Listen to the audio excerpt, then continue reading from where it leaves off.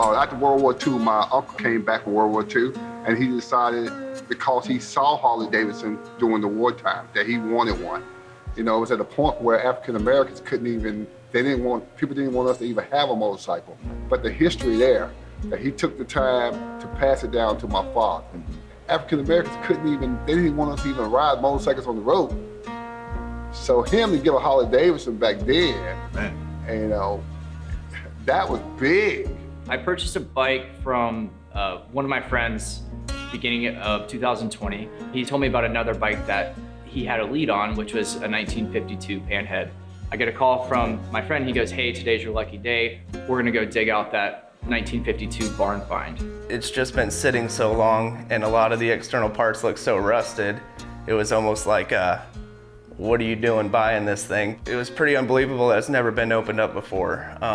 It's rare to find something that's 69 years old with all original components straight from the factory. The bike that is essentially an original 52 Panhead that was purchased new in Charlotte from the Harley dealer. This might be the chance for us to go and grab it. I was still kind of unsure on if I should buy this or not, because the bike did look rough. It looked like it needed a ton of work. We didn't know if the engine was locked up or what the condition of it was. So I remember walking away and talking to Dean and saying, I don't know what to do here. I don't know what I should do.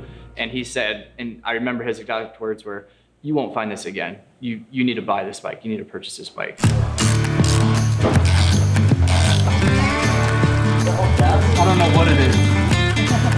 I think it's fun.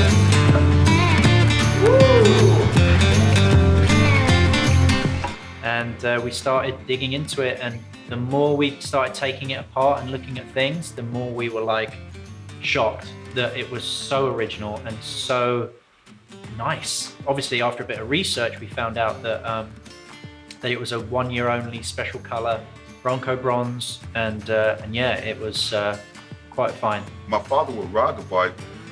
It was like a Sunday thing or a Saturday. Having 5 other brothers, he would ride the bike, and you know, it got to the point where we inherited that, like, we want to ride. The first weekend of August, they call it Big Sunday. On Big Sundays, what happens is everybody bring their new cars, their new whatever, and they show up. Well, my father and the rest of the guys on these motorcycles, and this is the motorcycle that my father would come up in.